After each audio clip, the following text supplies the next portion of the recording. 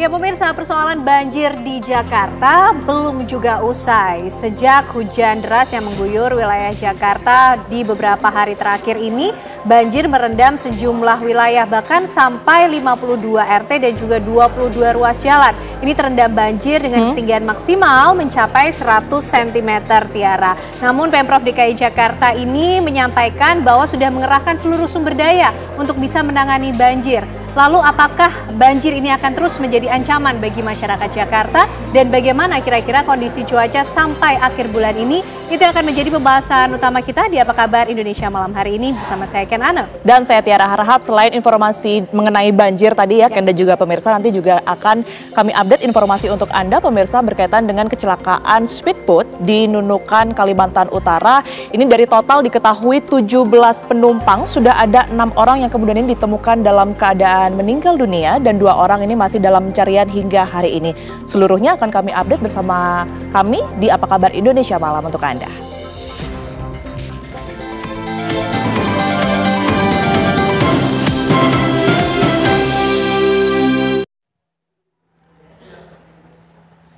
Ya pemirsa, longsor yang terjadi di Kabupaten Langkat, Sumatera Utara dan memblokir akses jalan lintas ke Tanah Karo ini mulai dibersihkan. Sejumlah material longsor seperti batang kayu dan batu diangkat dengan menggunakan alat berat. Hingga siang ini pemirsa, akses jalan lintas dari Kabupaten Langkat dan Tanah Karo, tepatnya di Dusun Pamah Semelir, Desa Telaga, Kecamatan Seibinge, Kabupaten Langkat masih terblokir. Material longsor seperti kayu, batu, dan lumpur masih menutupi badan jalan setebal 3 meter. Agar bisa membuka blokiran jalan pemirsa, alat berat pun diturunkan warga dan mengangkat batang kayu yang tertimbun bersama tanah dan lumpur. Warga berharap agar pemerintah bisa segera mencari solusi agar longsor di lokasi tersebut tidak terulang kembali. Pihak kepolisian dari Polres Binjai pasca kejadian longsor langsung turun ke lokasi dan memasang pengumuman bahwa lokasi masih belum bisa dilalui. Petugas juga masih berjaga-jaga di lokasi guna memantau situasi dan antisipasi longsor susulan.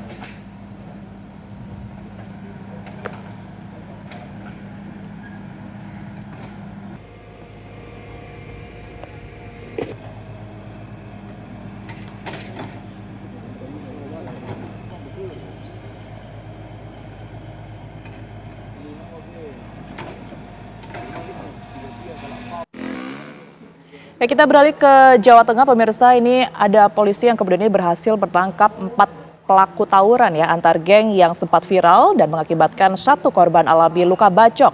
Dari 4 pelaku tersebut, 3 pelaku lainnya masih berstatus anak di bawah umur.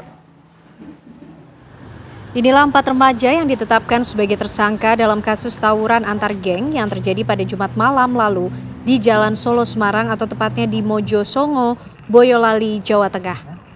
Akibat tawuran tersebut, 1 korban berinisial HK, warga Boyolali, menjadi korban pembacokan. Korban juga merupakan bagian geng yang melakukan aksi tawuran. Polisi telah menetapkan 4 tersangka. Dari 3 tersangka berstatus anak atau remaja berusia di bawah umur dan berstatus pelajar. Selain mengamankan 4 tersangka, polisi juga menyita barang bukti berupa 3 buah senjata tajam yang dibeli secara online. Tawuran itu juga melibatkan beberapa kelompok lain yang saat ini sedang diburu oleh polisi. Kemudian Bapak terlibat apa Pak? Ini lokasinya masuk nih. Kecamatan Palmas.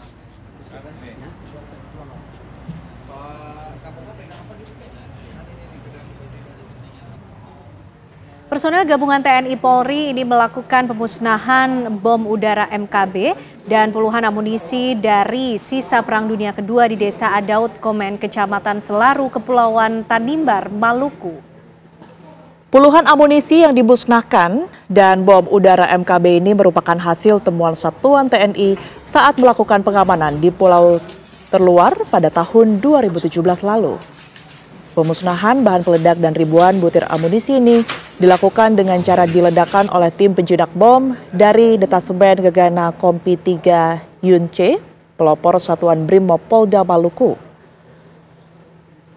Jenis bahan peledak yang dimusnahkan diantaranya 1 buah bom udara MKB, munisi kaliber besar, 18 ranjau anti-tank, 34 Warthog, 6 butir ranjau anti-personil, 2 butir proyektil, 7,623634 butir amunisi, garan dan 4 butir munisi campuran.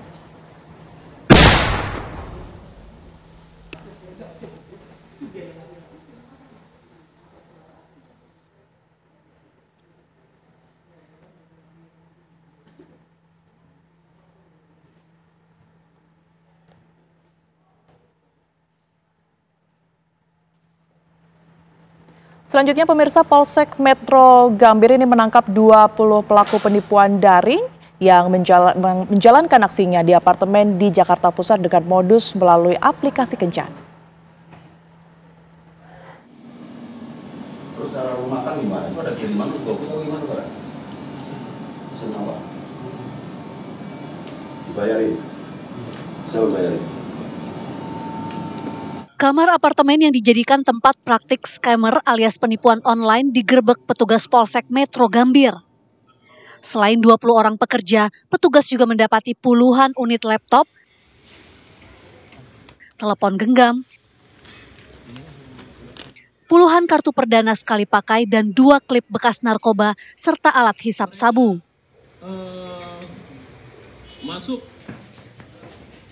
Modus yang digunakan kelompok scammer jaringan internasional yang didalangi pria WNA melalui aplikasi kencan.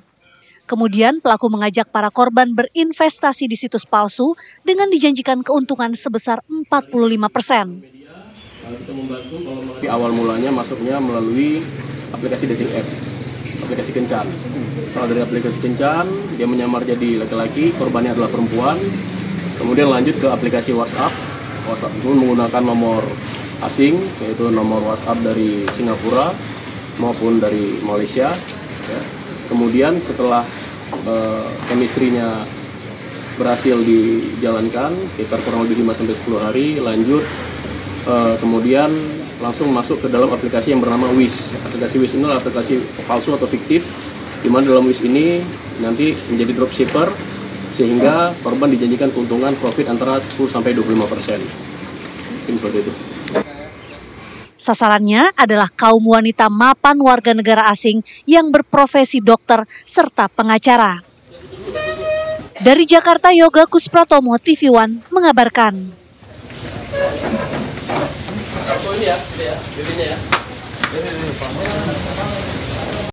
Kita ke informasi lain pemirsa, angin kencang yang melanda Kabupaten Semarang sejak Rabu hingga Kamis ini menyebabkan sebuah menara masjid setinggi 5 meter di Ungaran Kabupaten Semarang roboh. Angin kencang yang melanda Kabupaten Semarang dalam 2 hari menyebabkan sebuah menara di Masjid Al-Abrur, Ungaran Kabupaten Semarang roboh. Menara yang terbuat dari besi setinggi 5 meter tersebut roboh saat angin kencang melanda pada Kamis pagi. Beruntung menara yang roboh tidak terguling ke bawah karena beberapa besi penyangga masih terkunci di beton atap masjid. Akibat robohnya menara masjid ini, pemirsa, atap masjid menjadi berlubang dan air mengalir ke dalam masjid saat hujan mengguyur. Sementara itu, untuk menghindari kejadian lebih membahayakan, BPBD Kabupaten Semarang melakukan evakuasi menara masjid dengan cara memotong menjadi beberapa bagian.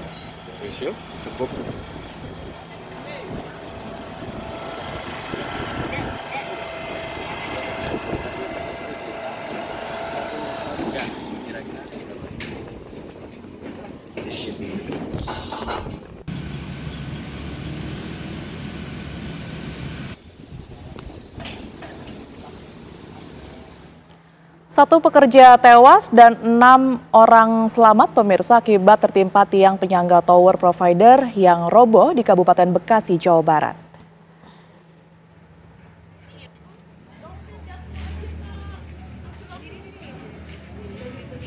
Usai dilakukan perawatan di rumah sakit, 6 korban selamat akibat tertimpa tiang penyangga tower provider di Kafling Bumi Indah, Tambun Utara sudah dipulangkan ke rumah masing-masing. Korban yang selamat mengalami luka ringan, sementara jenazah korban tewas berada di Rumah Sakit Umum Daerah Kabupaten Bekasi. Peristiwa robohnya tiang penyangga tower provider masih dalam penyelidikan Polres Metro Bekasi. Polisi sudah memeriksa 7 orang saksi untuk menyelidiki robohnya tiang penyangga tower. Polisi juga akan memanggil ahli konstruksi untuk dilakukan proses penyelidikan.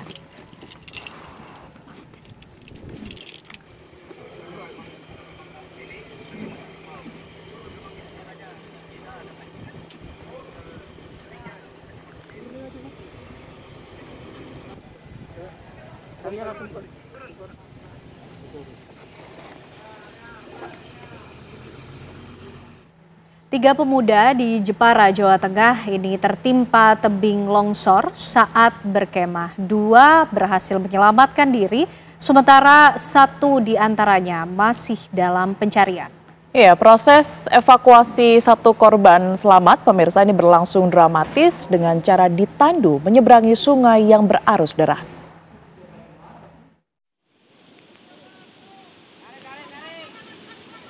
Lantaran curah hujan tinggi, 3 pemuda asal desa Suwawal Timur, Jepara, Jawa Tengah tertimpa longsor saat berkemah di area perbukitan Dukuh Jabung, Desa Tanjung, Jepara. Dalam peristiwa itu, 2 orang berhasil menyelamatkan diri, sedangkan 1 orang belum ditemukan. Proses evakuasi berlangsung dramatis. Evakuasi dilakukan dengan cara ditandu menggunakan teknik vertical rescue dan ditarik menggunakan tali untuk menyeberangi sungai. Cara ini dilakukan karena kondisi arus sungai cukup deras dan tak bisa diseberangi. Tadi sore itu hujan sangat deras, kemudian potensi longsor susulan masih ada. Pencarian kita tunda sementara dan pagi ini tadi kita lanjutkan. Di sana kita membuat pos lapangan ya di wisata Kalibening sana itu. Dari keterangan korban yang lain itu apa sudah ada kepastian kena longsor atau tersesat? Kalau menurut mereka berdua ya iya, karena mereka dalam satu tenda ya di lokasi itu bertiga. Sementara yang 2 kan selamat, jadi mereka bisa memastikan bahwa memang 1 itu ya kena longsoran itu. Bersama temannya Muhammad Robin Syahroni, Ariel Sugi Prasetyo berhasil menyelamatkan diri meski mengalami patah kaki kiri. Sedangkan 1 rekan lainnya, Muhammad Nurul Azim, masih dalam pencarian tim SAR gabungan. Dari Jepara, Jawa Tengah, Galih Manunggal, TV One mengabarkan. Pemirsa, sebuah kapal cepat berpenumpang 16 orang karam usai dihantam gelombang di wilayah Kabupaten Nunukan, Kalimantan Utara. Dalam peristiwa ini pemirsa, 5 korban ditemukan meninggal dunia, sementara 3 korban masih dalam pencarian.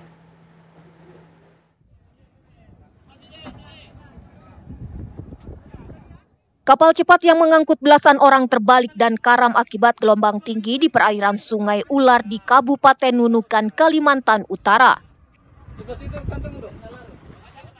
Kapal syarat penumpang itu tengah dalam perjalanan dari Tanjung Batu menuju Sebakis. Kapal warga yang melintas berhasil mengevakuasi 9 orang dalam kondisi selamat. 5 orang dinyatakan meninggal dunia, sementara 3 penumpang lainnya dinyatakan hilang. Proses evakuasi masih akan terus dilakukan petugas SAR Nunukan. Dari Nunukan, Kalimantan Utara, Zulkifli Guntur, TV One mengabarkan.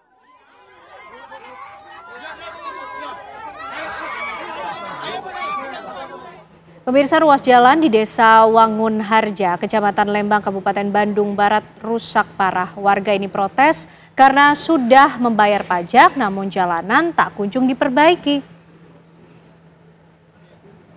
Ya, beginilah aksi yang dilakukan sejumlah warga Wangunjaya, Kecamatan Lembang. Dengan bermodalkan alat pancing, mereka menyebarkan ikan dalam kubangan jalan yang rusak. Warga menilai Pemkab Bandung Barat tutup mata melihat jalanan yang rusak selama bertahun-tahun.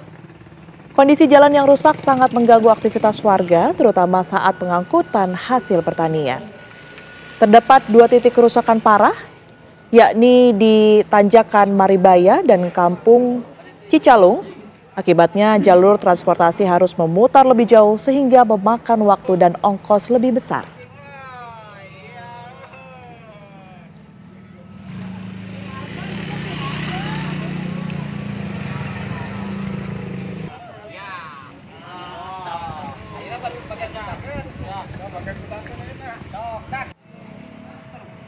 bengkel katampo ya tadi. Lawaknya tiga sih selamat di setting.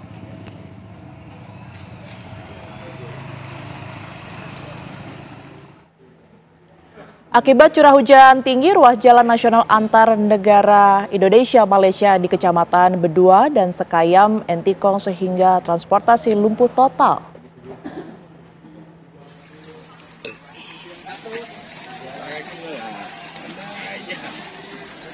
Kendaraan dari arah Malaysia yang ingin masuk ke border PLBN Entikong atau sebaliknya dari Malaysia ke Pontianak tidak bisa melintas hingga mengalami lumpuh total. Tidak hanya memutuskan ruas jalan penghubung antar negara, banjir juga merendam rumah warga dengan ketinggian mencapai 2 meter. Banjir ini diakibatkan meluapnya Sungai Sekayam yang tidak dapat menampung volume air sejak turun hujan kemarin.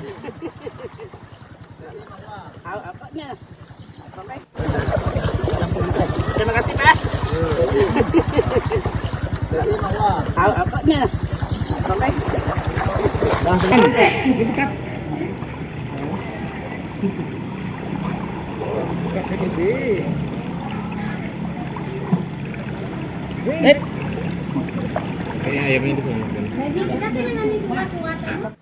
Hujan deras yang terus mengguyur wilayah Kabupaten Batanghari, Jambi yang terjadi selama hampir 1 pekan ini pemirsa memicu banjir akibat luapan air sungai.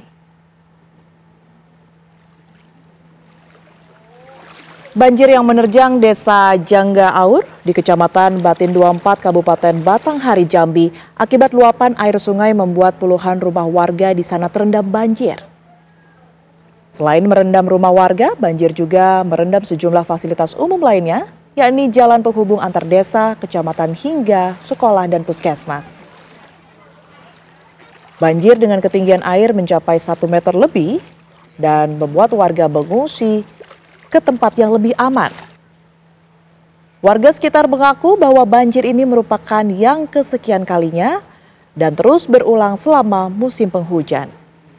Warga berharap agar pemerintah daerah segera memberikan bantuan kepada masyarakat korban banjir.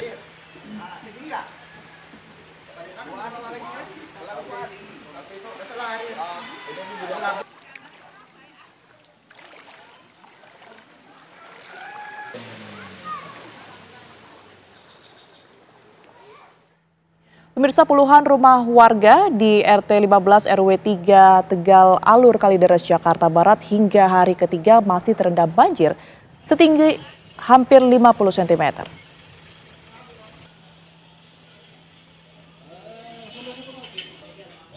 Meski sebagian warga sudah mulai kembali ke rumah, namun tak sedikit warga lainnya masih bertahan di pengungsian Rusun Tegal Alur karena rumah mereka masih terendam banjir hingga saat ini.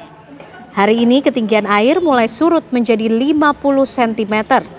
Menurut salah seorang warga, kawasan ini merupakan wilayah langganan banjir, terlebih lagi jika diguyur hujan lebih dari 1 jam.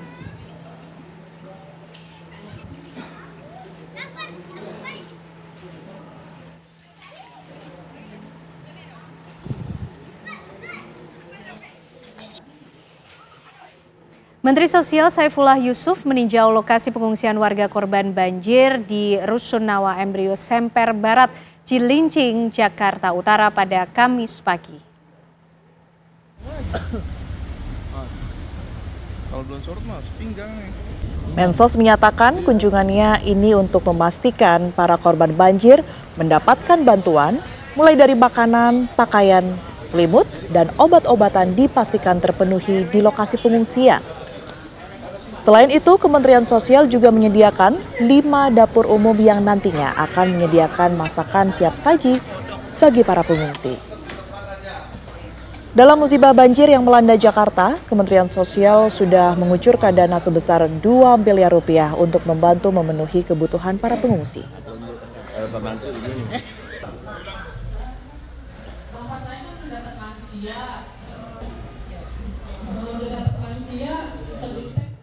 Ya pemirsa, tentu apa kabar Indonesia Malam masih akan kembali hadir untuk Anda. Kami akan mengajak Anda membahas mengenai banjir yang terjadi di wilayah Jakarta sejak hujan deras yang mengguyur wilayah Jakarta beberapa hari ini dan merendam 52 RT hingga 22 ruas jalan hingga ketinggian maksimal 100 cm. Lalu apa upaya yang sudah dilakukan untuk mengatasi banjir pemirsa dan bagaimana keadaan cuaca sampai akhir bulan ini? Kami akan hadirkan perbincangannya untuk Anda usai jeda.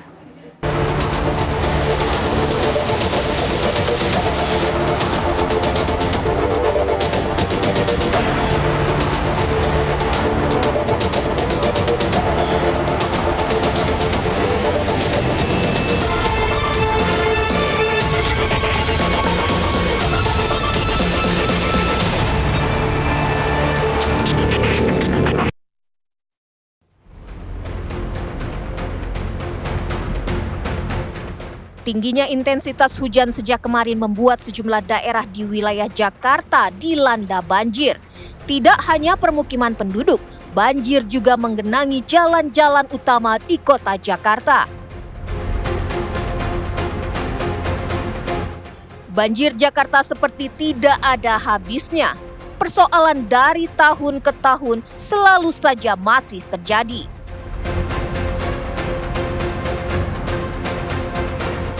Berdasarkan keterangan yang disampaikan oleh Kepala Pelaksana Badan Penanggulangan Bencana Daerah BPBD DKI Jakarta, curah hujan yang terjadi kemarin mengakibatkan adanya kenaikan air terpantau di sejumlah pos pantau pintu air.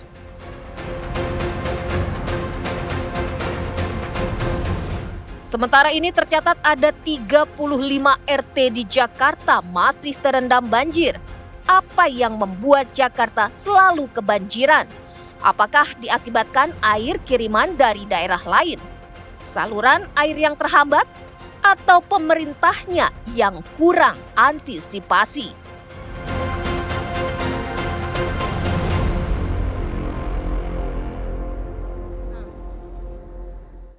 Ya pemirsa, persoalan banjir di Jakarta nampaknya belum juga usai semenjak curah hujan tinggi yang terjadi di wilayah Jakarta sejak 2 hari ke belakang lah. Paling tidak ini merendam 52 RT, kemudian 22 ruas jalan hingga ketinggian maksimal mencapai 100 cm.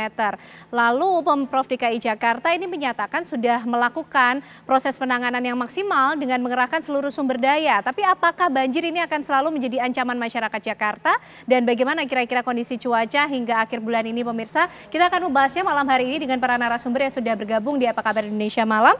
Ada Prof. Muslim Win, Guru Besar ITB dan juga pakar hidrodinamika. Prof. Muslim, apa kabar? Sehat Prof? Sehat Ken, apa kabar? Sehat Prof, terima kasih sudah hadir dan tentunya bergabung bersama kita ada Mas JJ Rizal, sejarawan Jakarta. Tentu kita akan lihat nih perjalanannya from time to time seperti apa nih nanti ya Mas Rizal. Terima kasih sudah hadir Mas dan juga bergabung bersama kita Pak Firdaus Ali, ada ahli tata air dari Universitas Indonesia. Pak Firdaus, apa kabar? Sehat Pak? Alhamdulillah, kabar baik. Alhamdulillah. Pak Firdaus, ini kalau kita lihat banjir yang terjadi di Jakarta, ini karena kurangnya antisipasi, betulkah demikian? Atau memang ya curah hujan ini tinggi? Oke, sebetulnya kalau antisipasi tidak ya, pemerintah DKI Jakarta sepertinya sudah menyiapkan mengantisipasi. Tapi jangan lupa, curah hujan tanggal 28 sampai dini hari tanggal 29 itu sangat ekstrim. Di Kemayoran 368 mm. Kemudian di Cengkareng itu 264. Kemudian di Pulau Gadung itu 191. Jadi memang ekstrim. Kapasitas sistem kita itu hanya mampu menampung misalkan untuk pompa, kemudian saluran makro itu cuma 150 mm per 24 jam. Kemudian saluran drainase kita kan cuma 100 mm. Jadi ya beban ini tidak akan mampu ditampung dan untung saja ya di hulu kita tidak seberat ya kejadian ya tahun-tahun sebelumnya gitu kan. Jadi masih bisa ya Katulampa kan siaga 3. Ya jadi sekali lagi bukan tidak siap, sebetulnya cukup siap, tetapi sekali lagi katakan bahwa curah hujan yang ekstrim tadi tentunya tidak mampu didukung oleh tadi ya infrastruktur yang dimiliki dan juga daya dukung daya tampung Jakarta memang sudah jauh terlewati gitu. Jadi tidak ada pilihan bahwa situasi ini memang kita hadapi. Dan kondisi anomali cuaca atau kalau saya sebut juga krisis iklim dan air ini tidak hanya terjadi di Indonesia, di mana-mana juga terjadi. Ya, bahkan 2 minggu yang lalu di Mekah, di Madinah, di Jeddah juga banjir besar. Tapi begini Pak Firdaus, ketika kita bicara cuaca ini pasti kan juga ada koordinasi. BMKG juga sudah mengeluarkan peringatan bagaimana perkiraan cuaca yang akan terjadi di wilayah Jakarta paling tidak. Nah, antisipasinya tadi dibilang sudah cukup, tapi apakah memang sudah paripurna, sudah sempurna untuk bisa mempersiapkan diri menghadapi curah hujan yang tinggi? Tentunya tidak. Jadi kalau saya bisa mengatakan bahwa kejadian Januari tahun 2020 ketika curah hujan di Halim 377 mm ya. Dan ya kita pada saat itu kan kelabakan, kelimpungan sekali. Kenapa? Karena ya total debit yang jatuh pada tahun 2020 tersebut kira-kira 3.368 meter kubik per detik. Saluran kita totalnya dengan kapasitas pompa yang ada itu kan cuma 1.414 meter kubik per detik. Jadi gapnya jauh sekali gitu kan. Ya, sehingga saya katakan dalam keadaan tidak ekstrim saja, hujan lebat saja, ya kita memang infrastruktur kita belum cukup. Oke, itu yang menurut pandangan Pak Firdaus. Tapi Bang Riza, kalau kita lihat mengenai perjalanan Jakarta sendiri, kalau menurut catatan sejarah, banjir besar yang terjadi di Jakarta ini seperti apa? Dari kapan, kemudian apa yang kita bisa pelajari? Karena nampaknya banjir ini menjadi persoalan yang tak kunjung usai di Jakarta. Iya, sebenarnya waktu Herman Van Brien itu mulai ditugaskan untuk meneliti dan mencari jalan keluar persoalan banjir di Batavia, dia mencoba mendekati dengan pendekatan infrastruktur yang tadi dibilangi sama Prof gitu ya. Tapi nggak lama dia terapkan itu, dia mentok pada dua hal. Hal pertama adalah pemerintah kota Batavia yang Kruideniers ya, dia berpikirnya sangat pelit begitu ya. Dia perlu dananya itu 1,1 juta gulden waktu itu.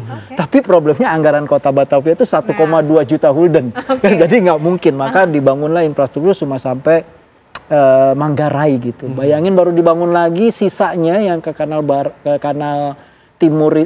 itu tahun 73 dan kemudian sisanya 2011. Jadi rencana dari awal abad 20 baru terlaksana di akhir abad 20 ya. Tapi itu bukan persoalan pemerintah kolonial. Pemerintah kita juga punya masalah dengan anggaran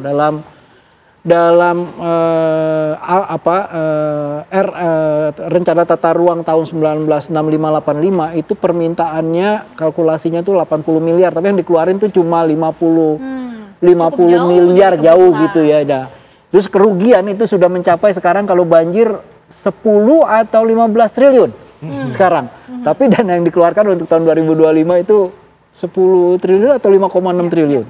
Nah, jadi menurut saya memang jawabannya bukan urusan uang aja ya. Tapi juga sekarang karena Jakarta berkembang begitu luar biasa jumlah penduduknya seperti dikatakan oleh Pak Firdaus tadi, juga infrastruktur bertambah besar, artinya menurut saya harus ada sikap yang lebih disiplin tentang tata ruang. Nah, banjir yang terus ada ini menurut saya itu nggak bisa diselesaikan gitu ya. Ini memang identik dengan Jakarta, tapi identik itu bukan takdir gitu. Itu bisa dicarikan jalan keluar. Nah, jalan keluarnya ini menurut saya yang harus diingatkan oleh Herman Van Brien itu ada pendekatan-pendekatan yang di luar non-infrastruktur. Pendekatan-pendekatan kultur begitu ya, tentang ya memang Jakarta itu dari nama tempatnya aja udah identik dengan air. Berapa banyak pakai nama kali, berapa banyak pakai nama rawa, berapa banyak kalinya yang sekarang susut habis hilang, setunya hilang, rawanya hilang. Jakarta itu sekarang hampir 90% tuh ruangnya bukan hijau sesuai nama tempatnya, banyak nama pohon kan, bukan nama hutan, ya kan? Juga nama yang identik dengan air sekarang itu jadi bukan hijau, bukan biru, tapi abu-abu, aspal dan beton dulu. Itu hampir 90%. Nah, itu problemnya menurut saya, bagaimanapun pendekatan infrastruktur yang tadi dikatakan dan perubahan iklim itu nggak akan bisa menyelesaikan persoalan-persoalan yang mau banjir, mau genangan itu. Menarik kita bahas mengenai bagaimana kemudian yang bisa dilakukan untuk menghadapi banjir Jakarta. Tapi Prof, sebelum nanti kita pengen tahu mengenai bagaimana pergerakan air juga ya, karena hidrodinamika, kita lihat dulu bersama pernyataan yang disampaikan oleh penjabat Gubernur Jakarta, Bapak Teguh Setiabudi, ini mengenai banjir yang terjadi. Kalau berdasarkan data BMKG, hari ini hujan sedang lebat. hari ini kami masih belum melakukan OMC, tapi ke depan kami sudah petakan untuk melakukan OMC apabila dipandang perlu. Ini yang disampaikan oleh PJ Gubernur Jakarta pada hari Kamis, pemirsa, hari ini. Dan kemudian dilanjutkan, sebenarnya banjir di Jakarta kemarin, khususnya pada Selasa malam, cuacanya termasuk ekstrim, hujannya ekstrim. Bahkan hampir sama dengan kejadian di tahun 2020. Ini yang disampaikan sekali lagi oleh PJ Gubernur Jakarta. Prof, kita ingin tahu, betulkah demikian tadi analisis singkat yang disampaikan oleh PJ Gubernur Jakarta ketika ditanya responnya terhadap bagaimana langkah untuk menangani banjir yang sudah terjadi? Karena sebenarnya kita harapkan mitigasi, tapi dijawabnya nanti ya Prof ya. Usai jeda kami kembali. Saya nggak sabar. Ya, kami hadirkan untuk Anda pemirsa informasi yang kami rangkum. Ini adalah titik rawan banjir di Jakarta, pemirsa. Di Jakarta Barat ini ada sejumlah titik, Kembangan Utara, Rawabuaya, Tegal Alur, Kedoya Selatan, Kedoya Utara, Cengkareng, Grogol, Petamburan, dan juga Kalideres. Ini adalah sejumlah titik di Jakarta Barat yang kemarin mengalami banjir akibat curah hujan yang tinggi. Berikutnya kita bergeser ke selatan Jakarta. Ini kawasan Cipete Utara, kemudian Petogokan, Cipulir, Pondok Pinang, dan juga Ulu Jami ini juga terendam oleh banjir. Pada saat hujan mengguyur wilayah Jakarta, setidaknya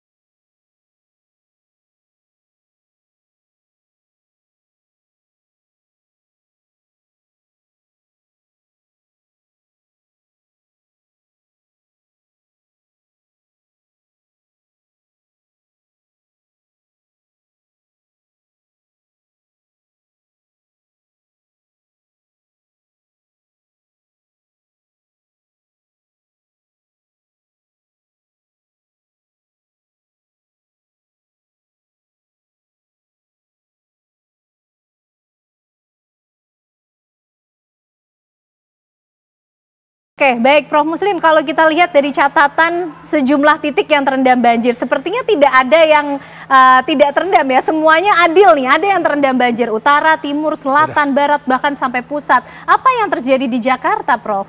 Itu seperti yang disampaikan oleh pejabat gubernur, di utara itu hujannya sangat ekstrim. Jadi kalau kita lihat curah hujannya itu merah semua itu yang Jakarta Utara itu ya. Sampai 200 sampai 368 gitu kan ya. Terus kita lihat ini kan bukan pertama kali. Betul. Masyarakat kan bosan dengar oh ini hujan ekstrim, kita sistemnya cuma 150, Pak Anies malah bilang 100. Tapi zaman Pak Anies cepat kering loh gitu ya. Nah, apa yang harus kita lakukan sebetulnya? Ya. Jadi pertanyaan pertama, perbesar pompa. Masuk akal kan? Pompanya tinggal beli pompa yang banyak. Ya. Tapi ingat kalau kita perbesar pompa, kalau salurannya tidak diperbesar, akan dibawa kemana air-airnya pompanya di pompa ini, Prof? Untuk ngisep air dari mana? Jadi drainasenya juga harus besar. Oke. Nah, drainasenya harus besar, ruangannya itu tidak ada. Nah, itu jadi kendala. Terus apakah kita harus menyerah? Enggak. Untuk mengurangi kebutuhan pompa, itu kita bisa bangun dengan waduk. Jadi waduknya itu dikeringkan dulu sebelum hujan datang. Waduknya kita keringkan, hujannya pergi ke waduk, pompanya jadi lebih kecil kebutuhannya. Dan salurannya juga lebih kecil. Jadi ada lagi, untuk menuju waduk harus saluran besar juga kan. Bagaimana kalau waduknya itu yang dicanangkan oleh Pak Anies itu sumur-sumur resapan. Tapi sekali lagi, kalau daerah utara kan kurang menyerap, ya kan? Ya kita buat tampungan-tampungan sementara lah, gitu kan ya, untuk masing-masing daerah itu. Seperti di pabrik kakak saya di Jatake, itu air tanahnya cuma 1 meter. Jadi sumur resapannya kan nggak mungkin. Jadi tampungannya tuh di atas tanah. Gitu. Dia buat tampungan, karena nggak banjir lagi. Gitu. Jadi solusinya bukan wah dana kurang atau apa. bukan itu solusinya. Dana itu kalau kita bicara hard infrastructure, dan hard infrastructure juga tidak memberi jawaban kan. Jadi kita itu solusinya adalah green infrastructure. Green infrastructure. Atau naturalisasi yang didengungkan oleh Pak Anies dan Pak Sandiaga itu. Tapi naturalisasi itu suatu penamaan yang keliru. Naturalisasi sebetulnya kan perubahan warga negara kan ya. Justru yang green infrastructure itu, yang normalisasi itu yang mempertahankan sungainya berkelok, ada bank banjir. Ya, jadi kalau mau menyelesaikan banjir Jakarta ini, karena ada land subsidence di utara, jadi kita harus memompa. Kalau kita perbesar pompa, kita harus perbesar saluran drainase, dan ruangannya tidak ada. Jadi apa yang kita lakukan? Bikin waduk lah, bikin sumur resapan, green infrastructure, dan itu murah dan mudah. Murah dan mudah. Tapi susah dimengerti oleh Pak Firdaus dan politisi itu. Coba kita cek nanti Pak Firdaus apakah cukup mengerti mengenai green infrastructure ya. Tapi Bang Rizal dulu, Bang Rizal, kalau kita lihat dari perjalanannya gubernur ke gubernur yang lainnya ketika mengatasi ataupun kemudian memecahkan masalah banjir ini seperti apa? Apakah cukup ada kemudian inovasi yang dilakukan dari setiap proses pembenahan tata kota sehingga bisa menekan terjadinya banjir begitu? Seperti apa Bang Rizal? Ya, kita bisa lihat dalam Master Plan 6585 itu ruang hijau itu sampai 37,5%. Artinya orientasi akan ingatan gitu ya, bahwa Jakarta itu identik dengan kota hijau atau kota biru itu kuat.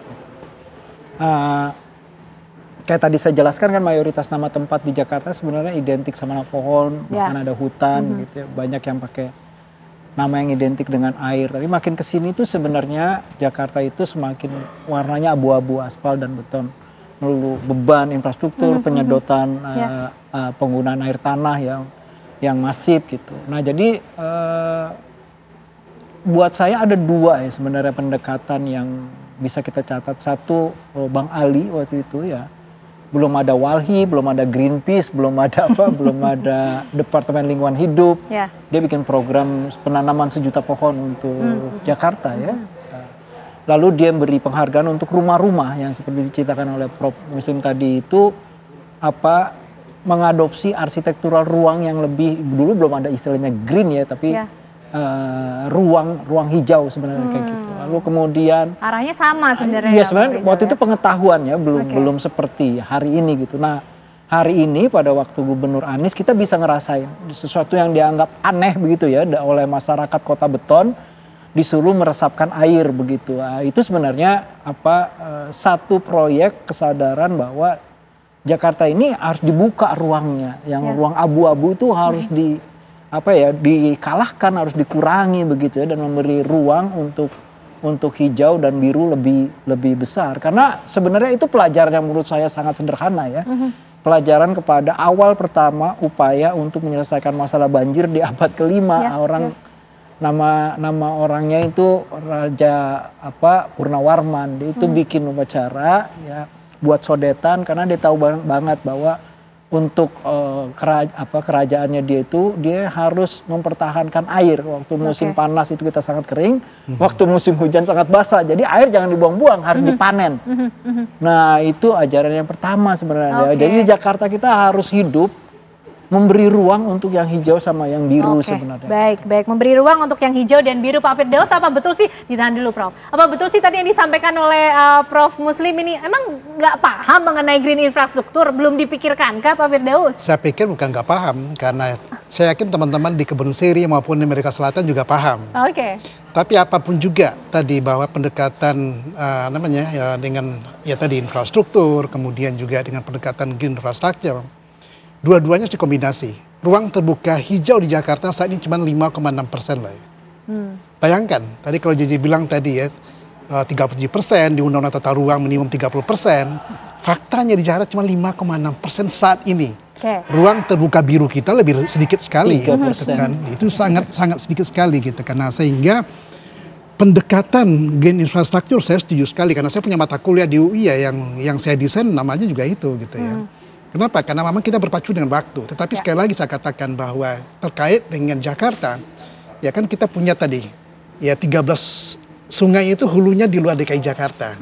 Kita harus kerjasama dengan mereka bagaimana kemudian mereka membangun sistem retensi. Retensi itu bisa alami itu ya pohon-pohon, vegetasi.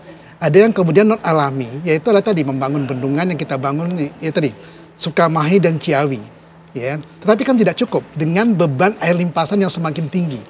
Dulu kan ketika masih vegetasinya banyak, yang turun 100 meresap 80, 20 yang dilimpaskan. Sekarang dibalik. Ya, yang melimpas 80, yang kemudian meresap 20, sehingga kemudian ini yang harus kita kelola. Makanya butuh tadi infrastruktur yang membangun punya retensi sistem tadi. Kembali lagi ke ruang dan biaya, ya. Nah, makanya kemudian pasca banjir 2007, ya, Pak Muslim Muin nggak setuju dengan saya karena memang tidak bisa membebaskan sungai di permukaan. Kemudian saya propose bikin sungai di bawah tanah, atau mungkin bikin reservoir di bawah tanah seperti yang ada di Tokyo, gitu kan. Tetapi kan tadi, ya teman-teman berpikirnya bahwa pendekatannya ya dengan cara ya tadi bikin resapan. Resapan itu kalau udah jenuh, udah nggak bisa ngapa-ngapain lagi. Ingat loh, nggak ada batasnya gitu. Kalau hujan berhari-hari kan muka airnya naik. Ya ada batasnya, bukan berarti tidak bagus. Ya penempatan resapan di mana, kalau di selatan oke, kemudian tadi kalau di tengah sampai ke utara kan memang tidak mungkin dibikin masif gitu kan. Nah, pendekatan ini tentunya harus dikombinasi. Ya makanya kemudian tadi bagaimana memperbesar ruang terbuka hijau, baik yang vertikal maupun yang kemudian di roof dan kemudian juga yang ada alami, kemudian kita bikin sistem tadi spawn city tadi gitu kan. Tetapi jangan lupa bahwa debit yang kita tampung makin lama makin meningkat. Baik, itu yang dijawab oleh Pak Firdaus. Gimana Prof menanggapi? Bukan tidak paham kok. Pak Firdaus ini salah pokir ini. Gimana salahnya Prof? Dia mikirnya gini, bahwa sumur resapan di DKI adalah solusi untuk banjir kiriman. Itu nggak mungkin. Saya nggak bilang banjir kiriman, kan tadi kita punya banjir, genangan, dan rob. Tangkap penjelasan saya bahwa Jakarta punya isu terkait dengan banjir kiriman, jadi genangan, dan rob. Kalau bicara Jakarta kan kita bicara seluruhnya. Baik. Makanya Pak Muslimin kadang-kadang tidak paham dengan isu tadi. Pak Firdaus, kita bergantian. Prof, gimana Prof? Coba dipahami yang disampaikan Pak Firdaus. Naturalisasi atau green infrastructure untuk DKI adalah solusi untuk catchment area DKI, bukan untuk banjir kiriman. Jadi sumur-sumur resapan untuk banjir kiriman tadi ya buatnya di Bogor, di hulu sana, bukan di Jakarta gitu. Nah itu bukan wewenang gubernur DKI. Jadi disinilah peran seorang presiden sebetulnya gitu kan ya. Nah dan juga untuk masalah banjir ini perlu leadership yang kuat kan. Pak Anies itu seperti manis gitu ya, ramah, tapi dia tegas 6 jam harus kering. Sekarang berapa jam? Jadi ada target dan punya leadership yang kuat dan itu. Dan satu lagi tentang tadi waduk tadi. Waduk itu kan harus kering sebelum hujan datang. Bagaimana hujan datang kalau BMKG cuma bilang ini hujan lebat, ini tidak lebat, tidak bisa prediksi seperti itu. Harusnya diperlukan seperti apa informasinya, Prof? Sehingga langkah antisipasinya lebih optimal? Harus dalam angka yang 368 mili tadi, daerah sini 365, itu harus dalam angka. Ada, dan itu ada dari BMKG, tapi dari Badan Luar Negeri, dari signature itu, berapa ini curah hujannya? 3 hari sebelumnya sudah diprediksi itu. Itulah yang kami lakukan waktu di TGUPP. Jadi 3 hari sebelum hujan lebat itu datang, udah saya kasih ingat itu Kasudin dan dinas itu kan kosongkan kali-kali, kosongkan waduk. Karena ketika sudah ada angka bisa dihitung dan bisa diprediksi langkah antisipasi yang tepat seperti apa. Dan itu yang kita lakukan, makanya kita bisa mencapai target kering dalam 6 jam. Jadi gunakan ilmu-ilmu hidrodinamika itu. Tidak hanya kalau early warning untuk banjir akibat hujan lokal itu early warningnya harus dari hujan. Oke. Tapi kalau early warning, kalau hujannya di Katulampa sudah ada. Oke. Jadi supaya jangan terus menyalahkan hujan lebat ya Prof ya, tapi betul-betul diantisipasi dengan baik. Supaya pompanya itu tidak besar, bikinlah waduk, bikinlah sumber resapan, murah dan mudah. Rumah saya tidak ada air hujan yang keluar, alhamdulillah tidak membanjiri Bandung Selatan. Baik. Sepertinya sebenarnya masih bisa diantisipasi kok dengan maksimal, dengan optimal. Kalau angkanya ini sebenarnya ada, bisa dihitung. Ini makin seru untuk membahas PR Jakarta yang belum usai lah sampai sekarang ya. Tapi ditahan dulu ya Bapak-Bapak, kami masih akan kembali untuk Anda pemirsa sesaat lagi.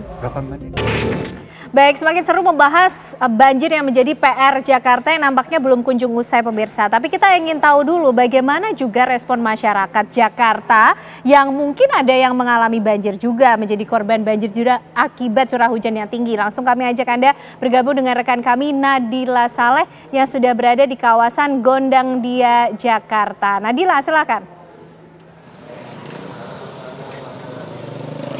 Ya, kan aneh memang dalam beberapa pekan terakhir ini Jakarta kerap kali diguyur hujan. Dan faktanya Jakarta apabila diguyur hujan maka akan terjadi banjir. Nah, terlebih kemarin ini Jakarta hampir di seluruh wilayah ini mengalami kebanjiran. Dan tentunya banjir ini mengganggu aktivitas masyarakat. Ini tentu juga menjadi PR bagi kita semua. Dan saya saat ini akan mengajak Anda untuk bertanya langsung kepada masyarakat apakah mereka ini kemarin juga mengalami kebanjiran dan seperti apa respon mereka. Mari ikuti saya di sini. Saya sudah bersama dengan 2 orang. Halo Mbak, Mas, boleh saya wawancara sebentar? Dengan Mbak siapa? Mbak Cika. Dengan Mas siapa? Devor. Ya, Mbak Cika sama Mas Devor ini kemarin kan Jakarta diguyur hujan sampai banjir ya, hampir di seluruh wilayah Jakarta. Ini Mas sama Mbak mengalami banjir juga nggak? Ngalamin kebetulan. Ngalamin juga. Mbak tinggal di daerah mana? Jakarta Barat. Jakarta Barat. Mungkin bisa diceritakan ini mengganggu aktivitas Mbak seperti apa sih? Mengganggu sih, terutama kalau mau lagi berangkat kerja, terus hujan kan kadang-kadang dari semalaman sampai pagi ya. Itu kadang-kadang kalau mau berangkat kerja jadinya susah. Dan karena saya lumayan pakai motor kan sehari-hari, jadi waktu berangkat kerja dan lagi banjir lumayan terganggu karena ya jadi nggak bisa naik motor, harus cari opsi lain gitu. Dan karena kan takut motornya jadi mogok ya, ntar repot lagi. Oke. Kalau Masnya gimana? Ya sama sih, saya juga tinggalnya di Jakarta Barat, terus 2 kali kena banjir, pulang kerja sama berangkat kerja, terus motor juga sempat mogok juga, dan harus ngeluarin duit buat benerin ya, jadi ya sangat mengganggu aktivitas banjir. Jakarta ini kan udah langganan banjir ya, sebelumnya pernah mengalami kebanjiran seperti ini juga atau gimana Mbak? Belum sih sebelum ini karena tempat tinggalnya beda Jakarta. Dari Jakarta Barat. Mbak ini emang asli Jakarta atau baru tinggal di Jakarta beberapa lama? Aku baru tinggal di Jakarta 2 tahun ini. Berarti selama 2 tahun ini baru sekali ini ya ngerasain banjir? Iya betul. Oke, Mbak sama Mas, Jakarta ini kan sudah berlangganan banjir dan pemerintah juga tentunya selalu memberikan membuat kebijakan-kebijakan untuk agar banjir ini tidak terjadi lagi di Jakarta. Mbak sama Mas ngerasainnya seperti apa? Kalau dari saya sih karena dari 2 tahun ini baru sekali ini ngerasain banjir. Mungkin dari saya untuk pemerintah mungkin udah ada ya langkah-langkahnya. Cuman kalau misalnya kayak banjir semalaman gitu nampaknya masih sering banjir gitu. Jadi tolong lebih diperhatiin untuk daerah-daerah yang sekarang banjir kayak Jakarta Barat, Jakarta Utara itu gimana cara menanggulanginya gitu sih. Kalau Mas sendiri gimana Mas? Ya sama sih, akhir-akhir ini juga masih sering banjir tiap hujan deras. Jadi semoga apalagi gubernurnya baru ya, semoga kebijakan gubernur baru ini bisa ya seenggaknya mengurangi banjir di Jakarta lah, dicari solusinya. Oke, selain banjir ini kan mengganggu hampir seluruh aktivitas kita ya Mbak. Ini kalau Mbak kemarin ngerasainnya gimana sih? Apakah rumahnya juga terkena banjir sampai di rumah nggak bisa ngapa-ngapain atau seperti apa? Separah apa sih? Kalau dari aku sih nggak sampai rumah ya, kebetulan di jalan ketika mau ke rumah aja, jadi rumahnya nggak terkena banjir. Paling yang ngerasa terganggunya karena kita aktivitasnya kan ke kantor ya, itu butuh akses juga jalan, nah jalannya itu banjir di situ sih. Jadi untuk aktivitas ke kantor tuh susah mobilisasinya. Oke.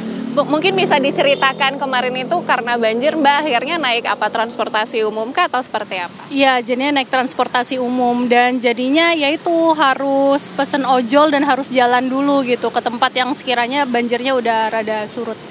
Masnya juga sama ya? Iya sama, kebetulan saya kemarin juga nekat naik motor kan, terus motornya juga mogok, akhirnya nunggu 30 menitan jadi telat ke kantor. Makasih Mas dan Mbak, selamat beraktivitas kembali. Nah, Ken aneh, itulah cerita dari dua orang yang mereka juga sebenarnya terkena banjir ya. Banjir kemarin yang memang kemarin ini hujan hampir seharian dan menyebabkan banjir. Bahkan sampai pada pagi hari tadi pun ada sejumlah titik yang masih tergenang sisa-sisa air begitu. Dan tentunya kita bersama-sama berharap agar banjir di Jakarta ini segera usai dan terkendali. Sementara itu. Baik, terima kasih Nadila Saleh yang sudah mengcapture bagaimana kira-kira respon masyarakat menghadapi banjir. Ternyata pada kebanjiran nih Bang Rizal, sampai sempat pindah lokasi tinggalnya untuk menghindari banjir, tapi ternyata kebanjiran lagi. Nah ini kan berarti PR dari tahun ke tahun ya. Ini kayaknya ya udah langganan lah. Kadang beberapa pemukiman juga sudah langganan, jadi tidak merasa ini suatu ancaman yang besar. Tapi kalau ini terjadi terus-menerus, gimana nih perjalanan dari waktu ke waktu, ya, itu Bang Rizal? masalah ya. Tahun 32 tuh Tamrin sudah bilang banjir itu bukan takdir gitu, itu bisa dicarikan solusi, bisa dicarikan jalan keluar. Betul. Dan waktu itu bahkan Tamrin tuh sampai melakukan hal yang di masanya tuh dianggap gila ya, karena dia meminta pajak lebih dari perkebunan teh yang dianggap menghabisi ruang ruang hijau dan ruang resapan air. Dan percepatan air turun ke Batavia itu sampai 25% itu. Wah, dia dimaki-maki pengusaha teh. Jadi menurut saya memang dari contoh Tamrin itu perlu ada tindakan ekstrim. Pemerintahnya harus berani melakukan tindakan ekstrim yang tidak populer begitu ya. Juga masyarakatnya. Jadi jangan hujannya yang dibilang ekstrim, tindakannya yang justru menurut saya pemerintah dan masyarakat itu harus ekstrim. Jadi misalnya di Tamrin tuh ya sampai ada kampung namanya Pekambangan gitu, karena setiap musim hujan tuh kampung ngambang gitu ya. Jadi udah sampai di tahap menamai kampungnya Pekambangan. Namanya seperti itu ya. Nah, jadi menurut saya memang harus ada tindakan yang ekstrim, bukan hujan yang ekstrim yang tahu diomongin.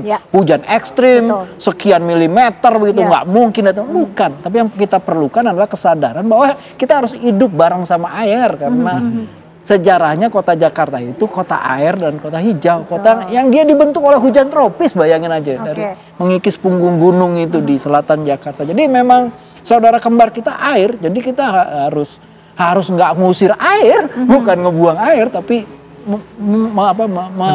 mengelola air itu sebagai bagian dari kehidupan kita. Dan itu perlu tindakan ekstrim untuk masyarakat yang udah jadi orang darat ya, orang beton itu tuh menurut saya yang jadi masalah. Jadi masyarakatnya, pemerintahnya itu harus stop ngomong hujan ekstrim, tapi melakukan tindakan ekstrim untuk merubah situasi banjir yang seperti memaksa masyarakat untuk bilang ini takdir gitu. Karena kondisi Jakarta sendiri, Batavia ini tadi sudah harus disadari berdampingan dengan air sejak zaman kolonial Belanda juga, Bang Rizal. Ini saluran-saluran yang dibangun oleh kolonial Belanda perlu diapakan lagi nih kalau berdasarkan perjalanan waktunya? Ya orang sering ada yang bilang bahwa VOC itu sukses mengelola kota Batavia karena membangun kota Batavia itu mengikuti konsep Amsterdam dengan banyak grachten, kanal-kanal. Tapi sebenarnya konsep kota ini hanya bertahan nggak sampai 100 tahun. Jadi dibangun 1619, 1730 itu mulai krisis ya. Terus tahun 1800 sudah mulai pindah. Dan pindahnya orang sering nggak bicarakan. Itu pindahnya karena ada salah urus di luar kota Benteng, di Omelanden atau luar kota Benteng Batavia. Berupa pembabatan hutan dan penghabisan hutan dan pembukaan lahan karena perlu untuk perkebunan tebu dan industri gula. Jadi kita mesti belajar bahwa tindakan ekstrim terhadap alam itu bisa menimbulkan hal yang sensitif untuk Jakarta yang memang bentuknya itu seperti kipas ya. Dia rendah.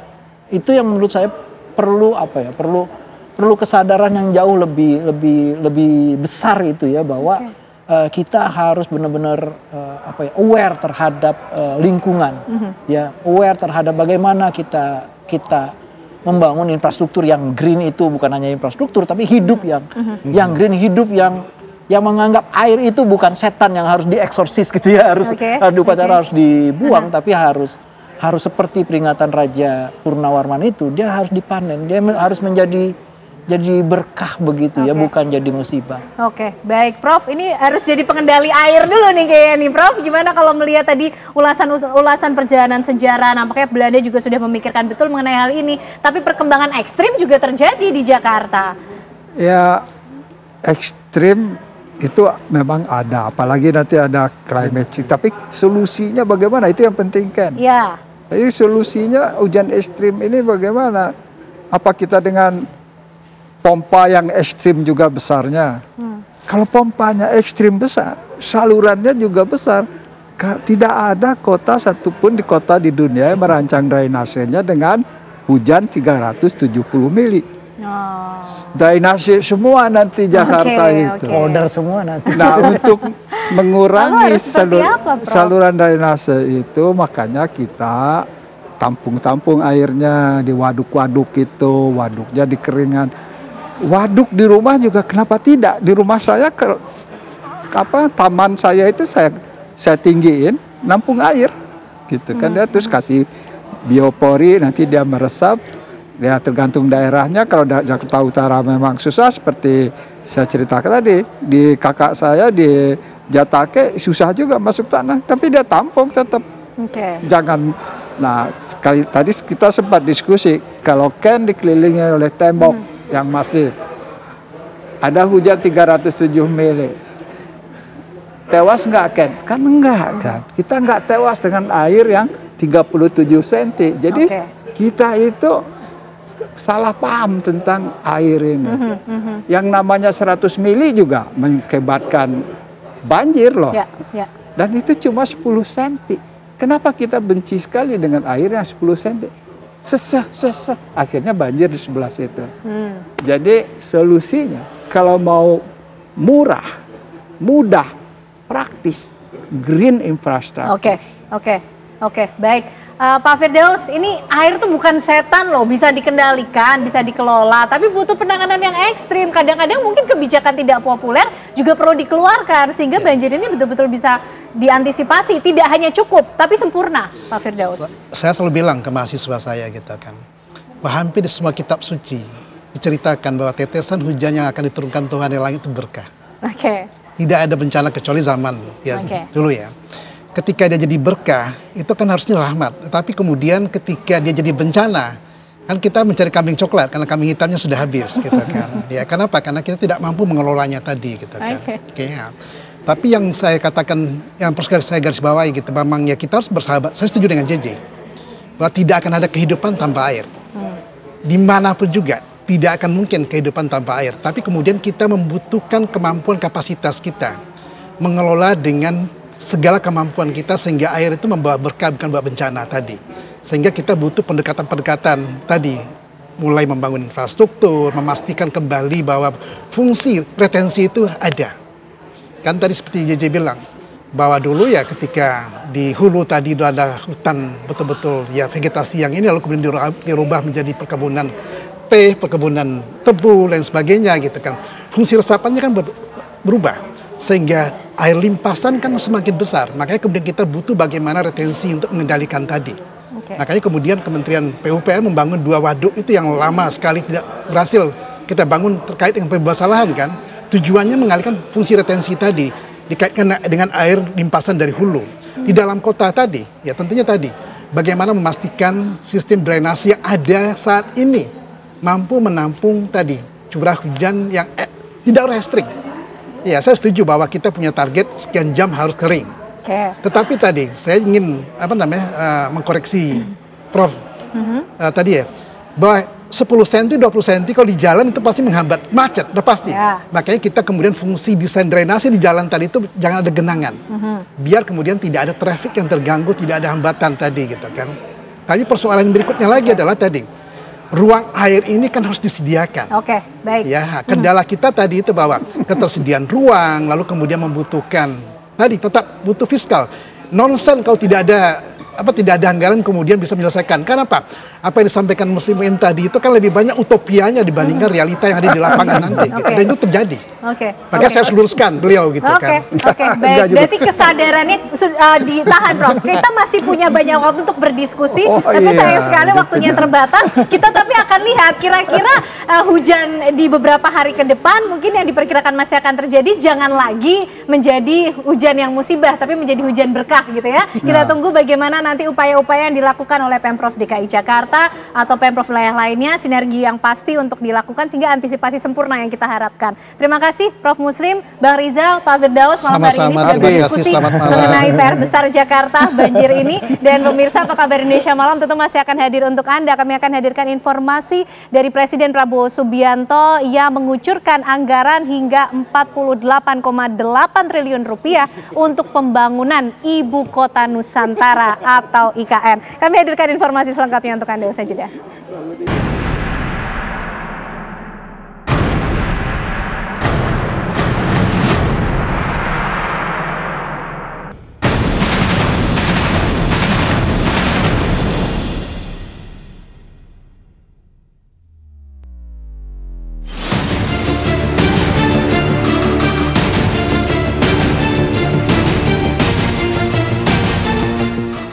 Pemirsa, suasana yang adem dan juga sejuk ini terlihat sekali di Ibu Kota Nusantara. Saya saat ini berada di salah satu lokasi di Ibu Kota Nusantara dan juga memantau bagaimana sih sebenarnya progres pembangunan dari IKN yang hingga saat ini ternyata pemirsa masih terus dikebut, masih terus berlangsung.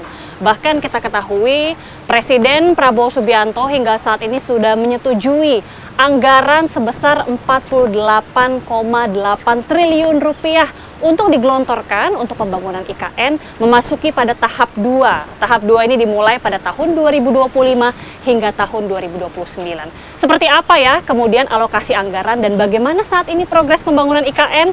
Nah, kebetulan saya sudah lihat yang empunya IKN ini kayaknya lagi memantau-mantau nih. Halo. Kepala Otorita IKN Pak Basuki Hadi Mulyono, apa kabar? Baik, alhamdulillah, selamat sore bagi kita. Pak, kita hujan-hujanan kayak gini, tapi bolehlah kita bercakap-cakap ya Pak ya, sedikit ya Pak. Oke. Saya saat ini kayaknya tempatnya... Ini baru pertama kali? Baru pertama kali. Ini IKN? kita... Enggak, ini udah kan?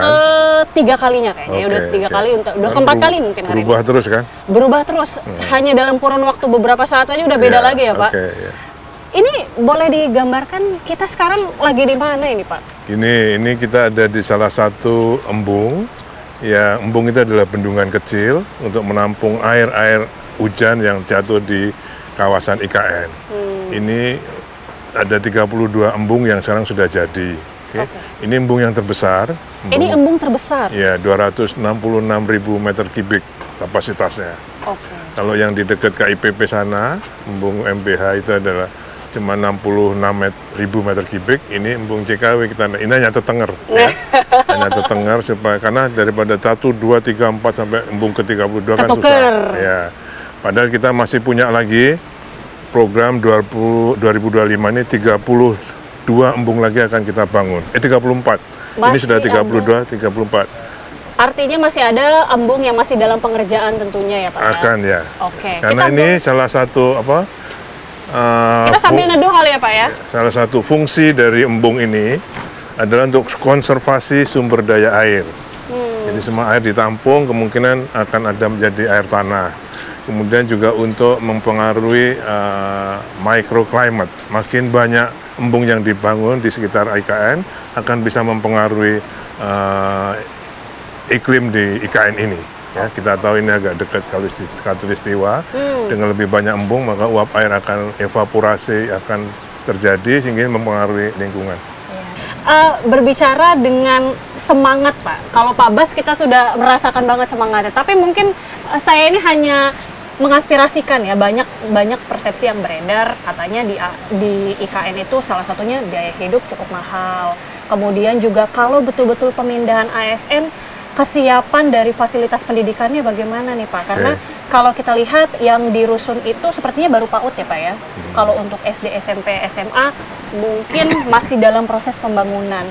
Menurut Pak Bas sendiri gimana nih Pak? Kalau misalnya ASN nanti betul-betul pindah? Ya makanya itu harus di seleksi prioritas ASN yang akan dipindah pada tahap 1 ini. Terutama yang mungkin bagian SDM, bagian pelatihan yang bisa berkantor di sini, kemudian bagian anak-anak mudanya yang mungkin keluarga muda, ya, yang mempunyai anak muda, yang anaknya masih belum sekolah. Nanti Juni semua sekolah SMP, SMA akan sudah kelar. Saya sudah secara tidak resmi ketemu dengan Pak Mendikdasmen dan beliau akan segera mendukung IKN untuk menyiapkan guru-gurunya. Oke, jadi kalau semangat, nah ini mohon maaf, saya kira saya ingin arahan Bapak Presiden yang pada ratas kemarin, ya, dengan dukungan beliau bahwa pada tahap kedua ini targetnya tahun 2028 IKN menjadi ibu kota politik. Ibu kota politik. Artinya apa? Tahu nggak? Ada eksekutif, legislatif, yudikatif, betul Pak? Iya. Atau lebih dari itu? Udah. Jadi kalau ibu kota politik berarti eksekutif sekarang sudah siap, yudikatif, legislatif harus disiapkan sehingga pemerintah bisa pindah ke sini pada tahun 2028. Ya. Kalau pemerintah mulai berfungsi di sini 2028. Secara otomatis kita harapkan semua kegiatan ekonomi juga akan mengikuti pusat-pusat pemerintahan itu. Ya. Nah, sehingga kami harus menyiapkan legislatif, eksekutif, termasuk huniannya. Itulah yang disampaikan oleh Pak Prabowo kemarin disetujui 48,8 triliun. Iya. Kalau sudah ada begitu, apalagi yang nggak disemangati? Target yang cukup agak deg-degan juga Pak Bas ya, ketika Pak Prabowo mengatakan kemudian kawasan eksekutif, legislatif dan juga yudikatif ini harus segera dikebut, tapi juga kemudian investor-investor juga bersamaan berjalan. Jadi yang diprioritaskan yang mana dulu Pak? Atau memang paralel bisa berjalan bersamaan? Bisa, jadi kalau kami yang yudikatif dengan legislatif itu kan APBN. Kalau investor kami hanya mendukung dari infrastrukturnya. Jadi tadinya yang jalan yang belum ada perkerasan, kalau kami akan dengan APBN yang ada ini kita juga membangunkan jalan perkerasannya, MUT-nya, air minumnya, nah itu harus kita siapkan. Kalau enggak, mereka akan kesulitan untuk membangun itu. Oke, berarti saat ini kan memasuki tahap 2, Pak Bas, dari tahun 2025 sampai tahun 2029, fokusnya berarti legislatif dan juga yudikatif. Sejauh ini bagaimana Pak perkembangannya? Katanya desainnya sendiri sudah ada tapi masih direview lagi. Iya, saya kira yang sudah jadi adalah basic desainnya. Sudah ada sebelumnya ya Pak ya? Ada di Kementerian PU. Oh, ya. Pak Bas juga berarti yang mengerjakan. Dulu, kemudian kita konsultasikan dengan Bapak Presiden, beliau pengen ada perubahan. Saya kira pace itu kan beda-beda, jadi saya kira nggak ada masalah. Kami akan, Menteri PU akan membentuk tim desain yang bisa diarahkan langsung oleh Bapak Presiden untuk memperbaiki desain yang ada. Oke, berarti kemudian itu sangat common di dalam pembangunan infrastruktur. Iya. Semua desain berarti Pak Presiden juga melihat langsung dan juga memberi masukan begitu ya? Saya kira kalau IKN ini Pimpronya itu Presiden. Pimpronya Presiden? Saya pengawas lapangan.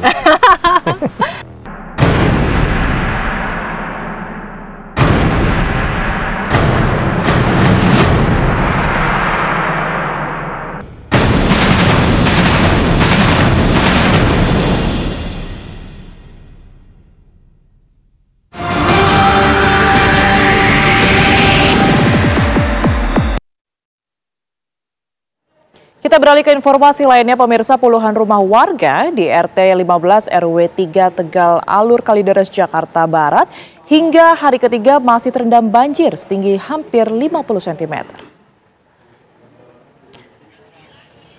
Meski sebagian warga sudah mulai kembali ke rumah, namun tak sedikit warga lainnya masih bertahan di pengungsian Rusun Tegal Alur. Karena rumah mereka masih terendam banjir, hingga saat ini dan hari ini ketinggian air mulai surut menjadi 50 cm. Menurut salah seorang warga, kawasan ini merupakan wilayah langganan banjir, terlebih lagi jika diguyur hujan lebih dari 1 jam.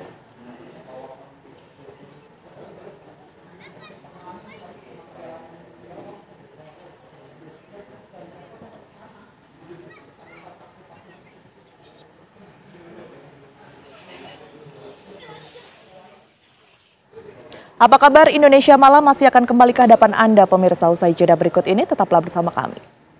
Pemirsa, seorang warga Ukraina diculik dan dianiaya di kawasan Kuta Selatan Kabupaten Badung, Bali.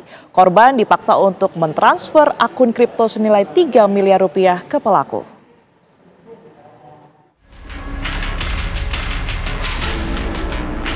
Inilah detik-detik penghadangan terhadap warga Ukraina berinisial I yang terekam dari kamera dashboard mobil korban.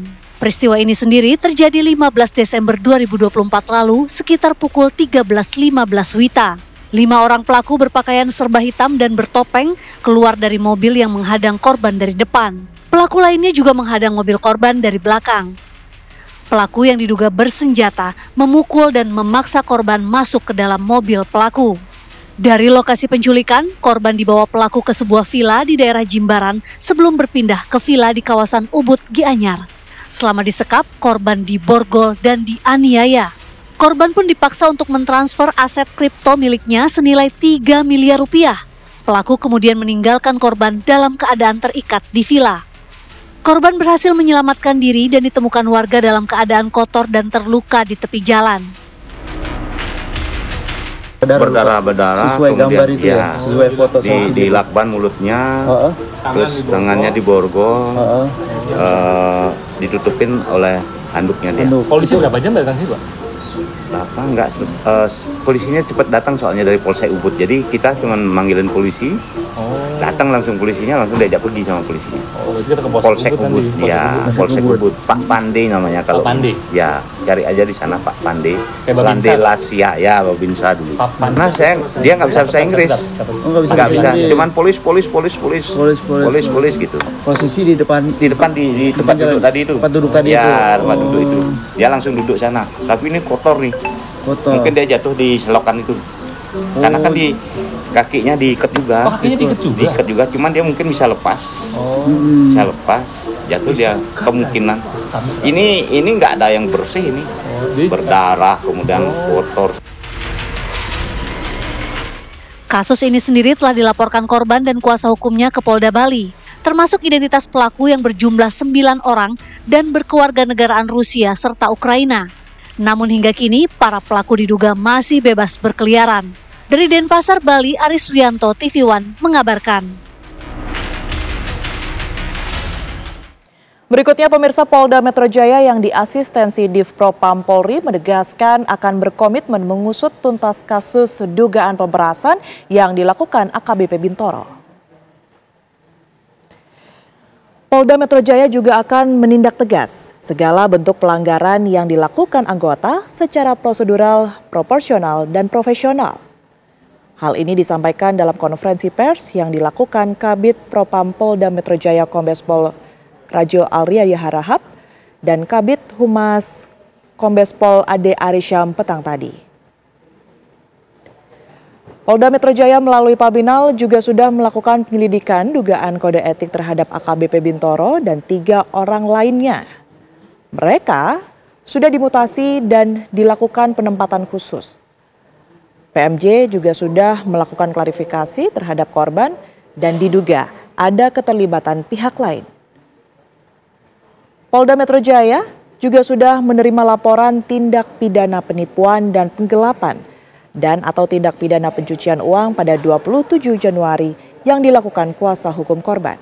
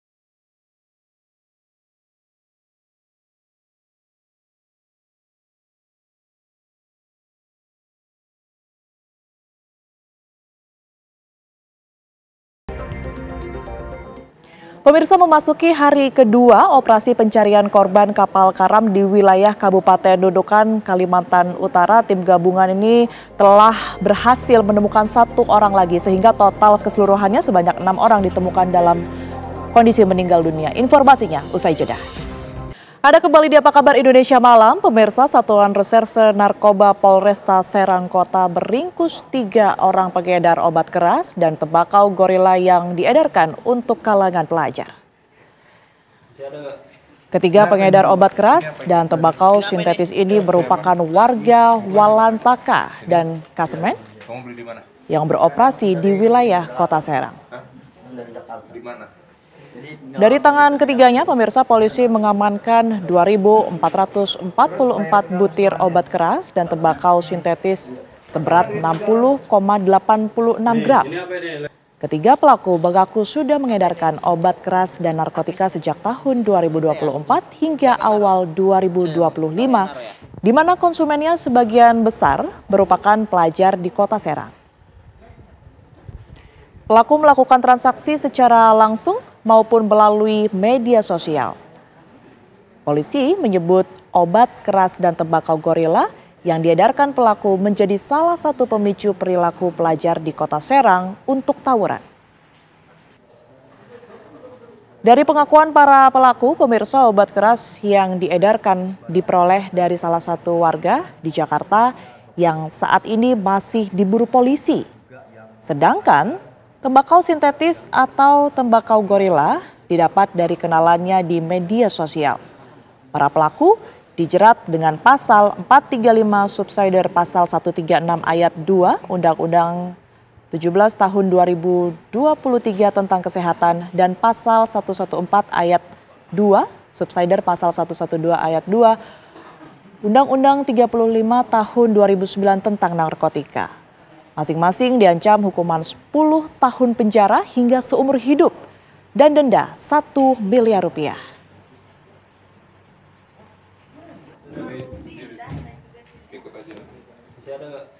Ini apa ini, Pak? Ini apa ini? Ini apa ini? Ini apa? Hah? Mukanya. Ini? Iya, ini. Kamu beli di mana? Saya emang dari ini, dari Jakarta. Warga digegerkan dengan penemuan mayat pensiunan TNI yang tinggal tulang belulang. Satreskrim Polres Majene melakukan penyelidikan atas hal ini. Warga di perumahan Permatasari Kabupaten Majene, Provinsi Sulawesi Barat, digegerkan dengan penemuan mayat laki-laki yang diduga merupakan mayat pensiunan TNI yang tinggal tulang belulang pada Rabu sore. Penemuan mayat ini bermula saat anak korban hendak melihat kondisi orang tuanya karena sudah tidak ada kabar sejak lama. Ia sudah mendapati ayahnya yang telah meninggal dunia dan hanya sisa tulang belulang terbaring di atas tempat tidur. Pihak kepolisian langsung mendatangi TKP dan melakukan olah TKP guna melakukan penyelidikan. Diketahui korban merupakan pensiun TNI atas nama Majid dan mempunyai riwayat stroke. Saat ini pihak kepolisian tengah mendalami penyebab meninggal dunia korban dan menunggu hasil identifikasi dari pihak Rumah Sakit Umum Daerah Majene.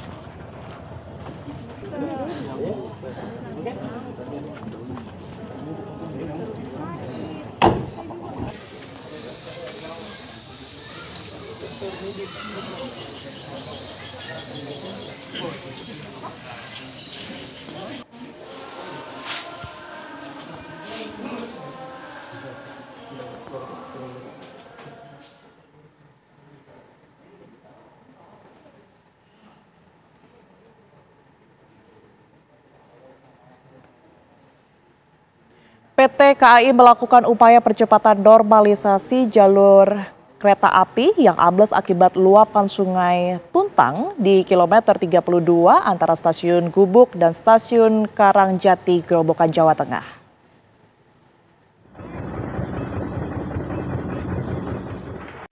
Upaya percepatan normalisasi jalur kereta api di kilometer 32 antara stasiun Gubuk dan stasiun Karangjati, Grobogan, Jawa Tengah terus dikebut.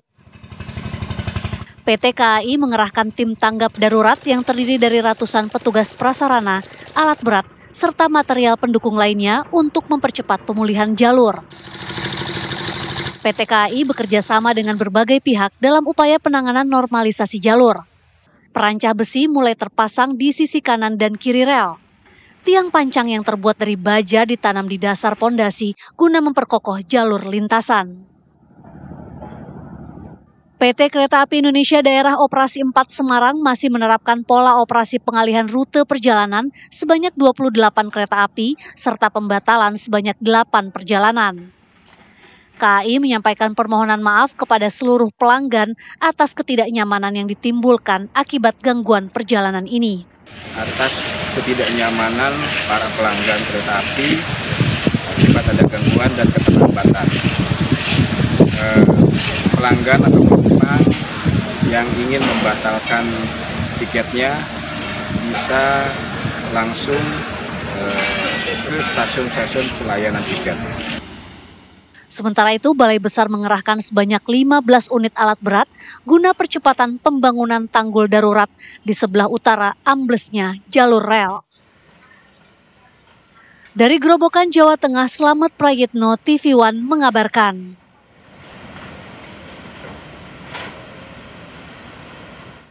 Memasuki hari kedua operasi pencarian korban kapal karam di wilayah Kabupaten Nunukan, Kalimantan Utara, tim gabungan yang terdiri dari Basarnas, BPBD, TNI, Polri dibantu nelayan dan masyarakat sekitar ini berhasil menemukan 2 orang korban tenggelam dalam kondisi meninggal dunia. Dari hasil identifikasi diketahui korban yang ditemukan bernama Heri dan Andi Arisal. Saat ini petugas gabungan masih melakukan upaya pencarian terhadap 2 orang yang belum ditemukan. Korban ditemukan di lokasi perairan Nunukan, Tinabasan sekitar 6 km dari tempat kejadian kapal tenggelam. Upaya pencarian korban diperluas mengingat semalam kondisi cuaca Nunukan kurang baik dan dipengaruhi oleh pasang surut air yang menyebabkan korban kemungkinan terbawa arus jauh. Diduga speedboat Cinta Putri pecah dan terbalik pemirsa dihantam gelombang karena kelebihan muatan tanpa dibekali alat pelampung life jacket. Belasan orang tenggelam dan dari hasil penyelamatan warga yang melintas di lokasi kejadian sebanyak 10 orang ditemukan dalam kondisi selamat, sementara 6 orang meninggal dunia dan 2 orang dalam pencarian. Ambil kali bang ya, sambung paling ujung, sambung paling ujung. Nah, kau tarik sama itu tim.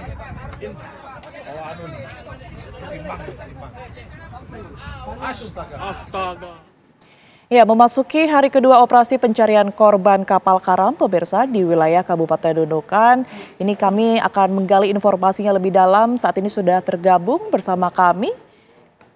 Ini Bapak Rizal Anas yang merupakan Kepala Basarnas untuk wilayah Nunukan. Selamat malam, Bapak. Malam. Baik, Pak, boleh diinformasikan untuk hari ini seperti apa kemudian ini update hasil perolehan korban ya yang kemudian ini berhasil diselamatkan oleh pihak Basarnas? Ya, terima kasih. Selamat malam. Untuk pada hari ini kita mendapatkan korban korban ketiga itu di pukul 18.30 atas nama Nurdin dengan radius pertemuan itu di 2, nautical mile dari LKP. Untuk korban dilarikan ke RSUD Nunukan untuk diotopsi lebih lanjut. Baik, sudah ada 2, artinya kami ingin mengkonfirmasi lagi masih ada 2 orang lagi ya Pak ya yang masih dalam pencarian? Oke, untuk korban masih tinggal 1 lagi. Tadi untuk hari ini ditemukan 3 korban, yang terakhir di pukul 18.30. Baik, 1 korban ini sudah terpetakankah areanya? Kira-kira untuk kemudian memudahkan pencarian besok, Pak Rizal? Ya, untuk korban terakhir besok kita lakukan pemetaan kembali. Itu di sekitar area LKP, tidak jauh dari area LKP untuk melakukan pencarian di sekitar radius 2 sampai 3 nautical mile. Ya, karena dicurigai tenggelamnya para korban ini di sekitar LKP. Baik, boleh diceritakan kepada kami Pak Rizal kondisi dari Medan sendiri ini seperti apa pada saat penemuan setidaknya hari ini ya 3 jasad yang kemudian ini berhasil ditemukan oleh pihak Basarnas? Ya, untuk kondisi di sekitar ditemukan untuk dalam proses pencarian, alhamdulillah dalam cuaca yang baik, yang tidak cukup ekstrim, dengan tinggian gelombang yang sangat normal. Jadi sangat memudahkan kami, alhamdulillah, untuk menemukan 3 korban. Ya, mudah-mudahan untuk besok pencarian tinggal 1 korban ini cuaca akan membaik juga, mudah-mudahan. Dengan radius yang tadi sempat Anda sebutkan, Pak Rizal, apakah titik tersebut ini termasuk jauh dari lokasi kejadian? Untuk radiusnya tidak terlalu jauh dari lokasi kejadian, karena cuma 2-3 nautical mile. Baik, kemudian untuk kesulitan sendiri yang barangkali dialami oleh tim Basarnas begitu ya dalam proses pencarian korban-korban ini seperti apa Pak Rizal? Boleh diceritakan? Ya, untuk kesulitannya memang kita kan dalam proses pencarian operasi hari ini menggunakan sistem penyisiran secara visual. Jadi biasanya di Basarnas itu untuk menemukan korban menunggu korban itu naik di hari kedua untuk mengambang biasa di hari kedua atau di hari ketiga. Kemudian ini ditemukan oleh nelayan yang tersangkut di sekitar rumput laut yang ada di daerah Tinambatan. Baik, kita harapkan sama-sama agar besok 1 korban lagi bisa segera ditemukan begitu ya oleh tim Basarnas. Terima kasih telah bergabung bersama kami di Apa Kabar Indonesia Malam. Sehat selalu Pak Rizal. Ya, terima kasih. Kita ke informasi berikutnya, pemirsa. Presiden Prabowo Subianto mengucapkan selamat Imlek dan menyebarkan pesan bagi rakyat Indonesia pada umumnya dan untuk menjaga kerukunan dalam keberagaman. Bagi warga Tionghoa, pemirsa, pada khususnya Presiden mendoakan agar tahun ular kayu penuh keberkahan, kedamaian, dan kebahagiaan. Tahun baru Imlek tahun ini tidak hanya membawa keceriaan bagi mereka yang merayakan, yaitu warga Tionghoa dan keturunannya. Masyarakat Indonesia pada umumnya juga mendapat berkahnya. Bagaimana tidak? Imlek yang berdekatan dengan hari libur nasional Isra Mi'raj menyebabkan adanya 5 tanggal merah alias libur di penghujung bulan Januari 2025.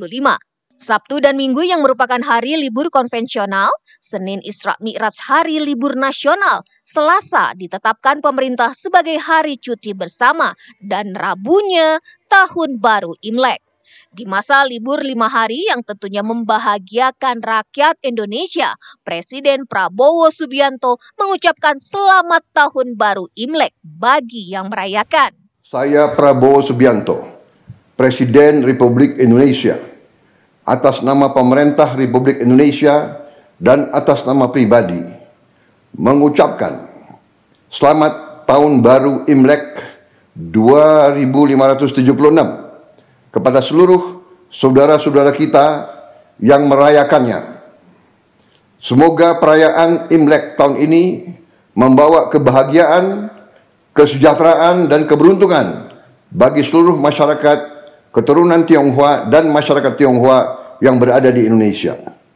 Di momen penuh harapan ini, mari kita bersama-sama mempererat persaudaraan, menjaga kerukunan, dan merayakan keberagaman sebagai kekuatan bangsa kita. Bhinneka Tunggal Ika, berbeda tapi satu. Saya juga mengucapkan selamat memasuki Tahun Ular Kayu. Semoga tahun ini menjadi tahun yang penuh keberkahan, kedamaian, dan kebahagiaan bagi kita semua. Terima kasih.